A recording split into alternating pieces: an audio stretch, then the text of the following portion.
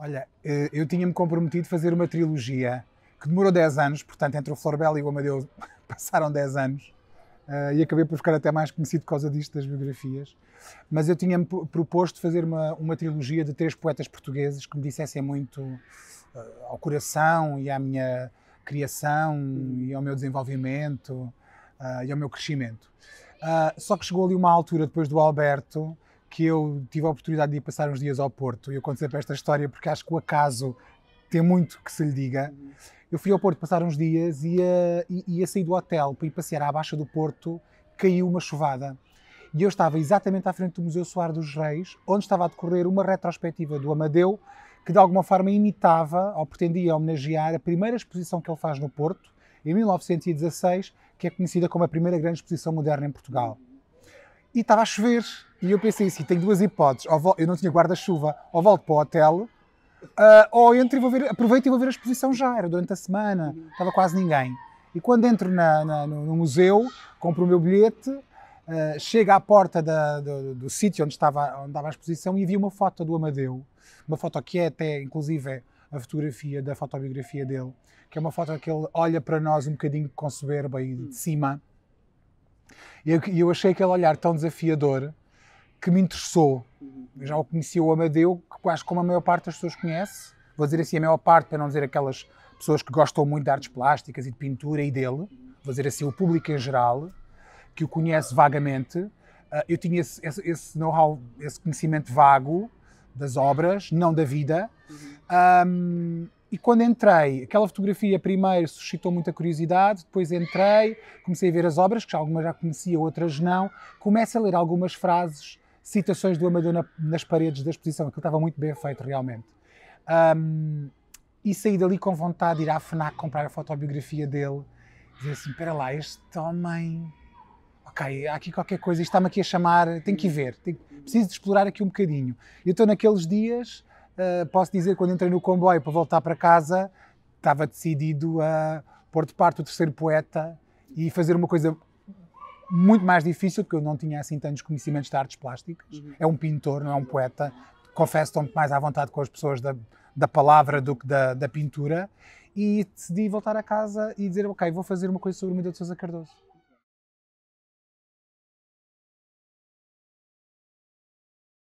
Eu acho que o filme é um filme exigente. Eu acho que o filme explora essencialmente 3 grandes momentos que o definem, como homem, como pintor e como português. E acho que é um bom cartão para que as pessoas se interessem, ganhem curiosidade e façam aquilo que um filme pode fazer no fundo, que é um filme de 2 horas, nem isso. É 1h40. Portanto, não tem aquela capacidade de uma biografia de 500 páginas, não é? Que é interessar as pessoas o suficiente para elas explorarem mais esta personagem, ele manter-se vivo entre nós e haver mais exposições, mais debates, mais livros. O Amadeu estar mais vivo do que nunca. Ele ainda precisa disso porque ele teve muito tempo na sombra, digamos assim. E eu acho que aquilo que se começou a fazer sobre o Amadeu ainda agora começou, vamos dizer assim.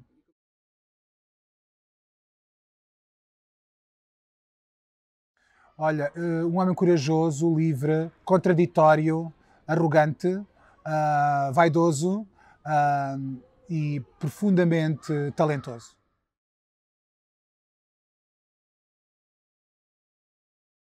Eu lembrava-me do Rafael, de um filme do Canijo, do Sangue do Meu Sangue.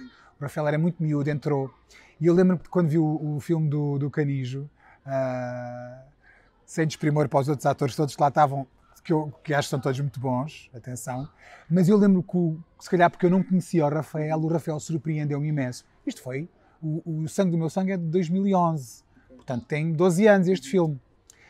E o Rafael ficou, eu faço muito isto com atores, que é, às vezes não sei para onde é que os vou querer, ou quando é que os poderei, entre aspas, usar, que é uma palavra feia, um verbo feio, mas pronto, quando é que poderei precisar ou requisitar os seus serviços de ator. Mas eu sei que o Rafael ficou aqui guardado na memória. E quando eu comecei a trabalhar no Amadeu, de pensar em casting, eu fiz casting, não foi uma coisa direta. Eu quis ver o Amadeu, eu não vi o Rafael há muitos anos, sabia que ele estava nos Estados Unidos a viver e a trabalhar, Sabia que, entretanto, ele estava cá a passar uma temporada, na altura do casting, e pedi para o ver. E, portanto, eu vi vários atores, várias atrizes também para o papel da mulher, portanto, não foi um convite. Houve ali pessoas que foi um convite, outras foi por casting, mas queria muito ver o Rafael. E depois, o Rafael, os outros eram todos bons, é engraçado, eram todos bons, mas eram todos Amadeus diferentes. Podiam ser todos o Amadeu, mas eu andava à procura de uma característica que o Rafael tem, que é uma característica de imprevisibilidade. Nunca sabe, o Rafael é uma pessoa, é um mistério. Às vezes consegue, e eu acho que ele vende isso muito bem, e ele sabe transpor isso também para as suas personagens, e portanto era um Amadeu mais misterioso, um bocadinho menos, não vou chamar-lhe menos teatral, mas menos desenhado e mais instintivo. O Rafael é um ator do instinto e por isso o Rafael acabou por ficar com o papel.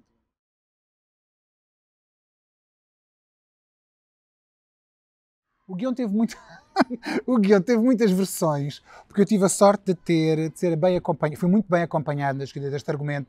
Eu estava-me a meter com uma gente difícil, que é a malta das artes plásticas, os historiadores, malta da história da arte. Esse público interessava-me e interessa muito a opinião deles, não é? Eu queria fazer uma coisa em que eu não traísse o trabalho deles, porque é muito baseado no trabalho destas pessoas, eu não conhecia o Amadeu, e ao mesmo tempo que tivesse lá a minha visão deste homem. Portanto, aquilo acaba por ser eu não estou a fazer uma tese, eu não estou a fazer uma tese de doutoramento, eu não estou a fazer um documentário. Isto é a visão do Vicente Alves Duó sobre o pintor Amadeu de Sousa Cardoso. Ponto.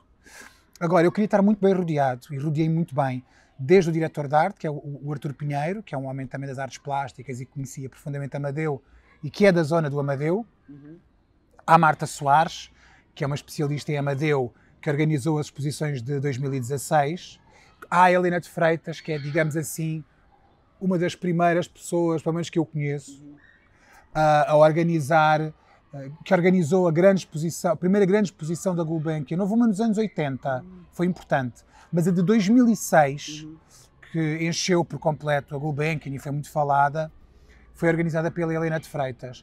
E eu ia passando os argumentos, eu sempre que escrevia uma nova versão de argumento, eu pedi a estas pessoas, a Marta mais, porque a Marta teve mesmo a acompanhar o filme, até mesmo na rodagem, a Helena menos, estava em Paris, e portanto eu ia pondo sempre os guiões, tudo do que eles diziam, o que eles falavam. Eu queria sempre o crivo destas pessoas, queria sempre a opinião delas. De vez em quando eu tomava algumas liberdades artísticas, mas as liberdades artísticas que eu criava não podiam ir contra algo fundamental da personagem, ou da pintura, ou de quem conhece profundamente este homem. Não é?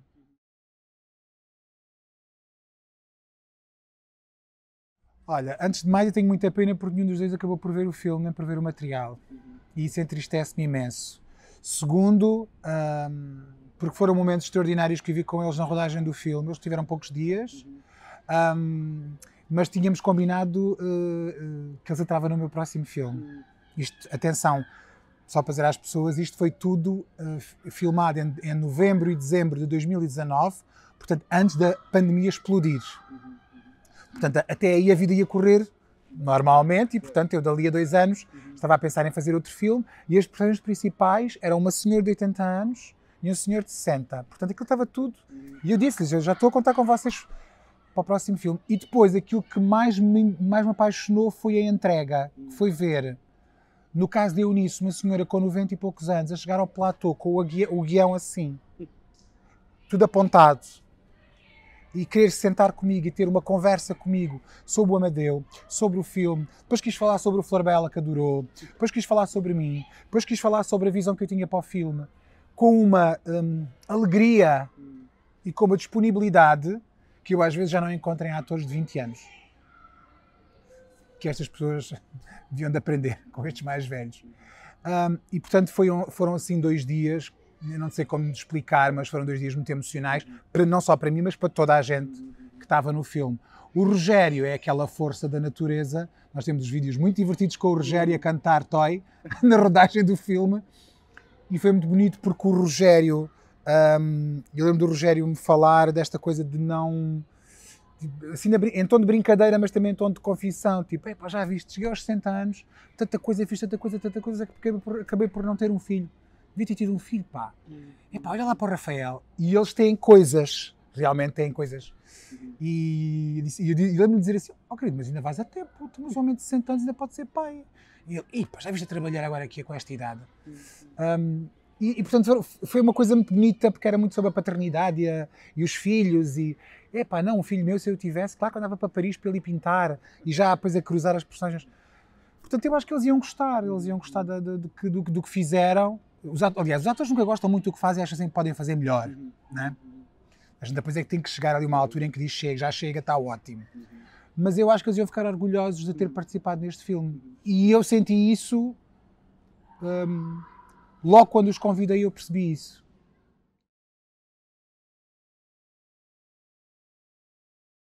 Bem, 3 anos depois, não é? 3 anos depois, entretanto, eu fiz outras coisas, já escrevi um romance, já fiz outro filme.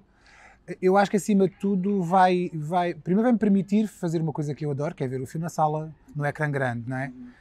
A fotografia é do Rui Poças, o guarda-roupa é da Joana Cardoso, a direção de arte é do Artur Pinheiro. Não são filmes para se ver num computador. As pessoas acham que que vão ter a mesma percepção, não vão. E é verdade, hoje em dia é verdade. Aliás, tu vês muito isso em alguns realizadores, nomeadamente aqueles que estão agora a começar a trabalhar mais com a Netflix e com as plataformas de streaming, que é, a nível imagético e de imagem, o filme começa a ser construído para o pequeno ecrã. Nós construímos o filme para o grande ecrã. Eu disse a toda a minha equipa que isto é um filme para o cinema. Pai, e quem vir numa televisão ou no computador está a perder. A luz daquilo que voava horas a fazer, do Rui, o detalhe daquele ateliê que o Artur fez, o Artur reconstruiu um ateliê do Amadeu de uma forma absolutamente inacreditável. Eu lembro da primeira vez que entrei lá, me emocionei. Portanto, é um filme feito para a grande sala e para o grande ecrã. Isso não há dúvida nenhuma.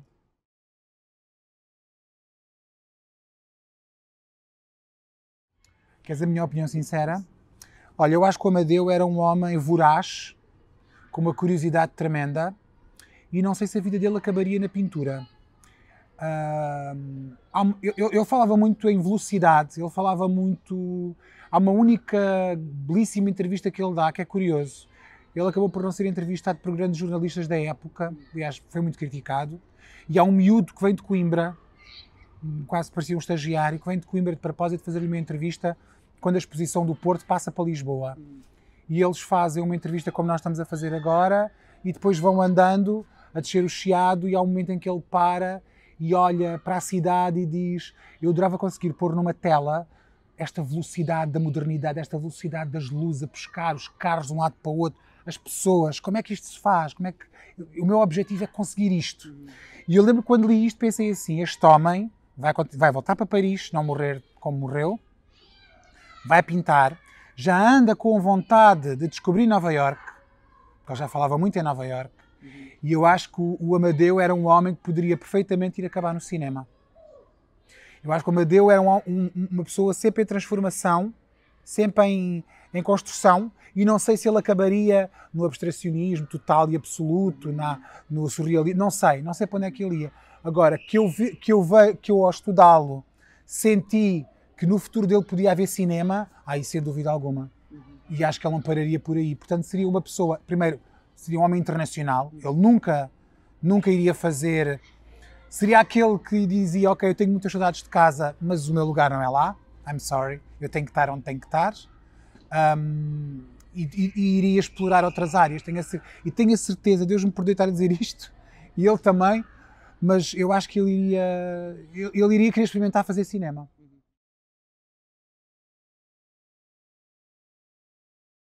Completamente. A vida real supera sempre a ficção e o mais difícil, muitas vezes, é que nós temos que dosear a vida real para que ela seja coerente na ficção. As pessoas não... Mesmo quando se fala no cinema do real, né? O realismo no cinema, e nós vemos filmes sobre a pobreza e aquilo que se chama assim, uma espécie de intocáveis, não é? Sobre migrantes, sobre a morte de pessoas na guerra.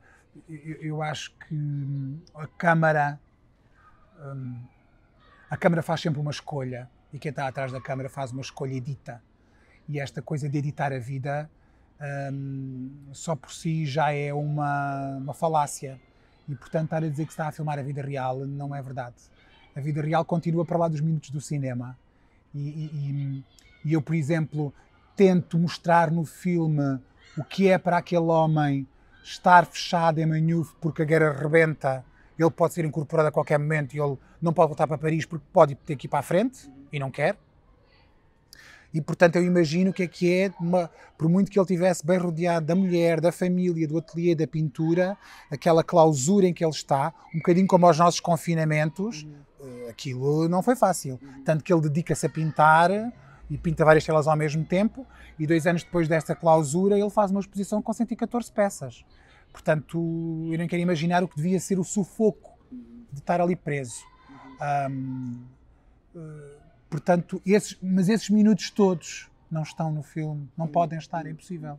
E, portanto, a arte, digamos que retira o perfume dos dias, não é? Condensa-o para que o espectador possa senti-lo ou cheirá-lo, digamos assim, mas nunca é exatamente a mesma coisa. Vicente, muito obrigado. Obrigado eu.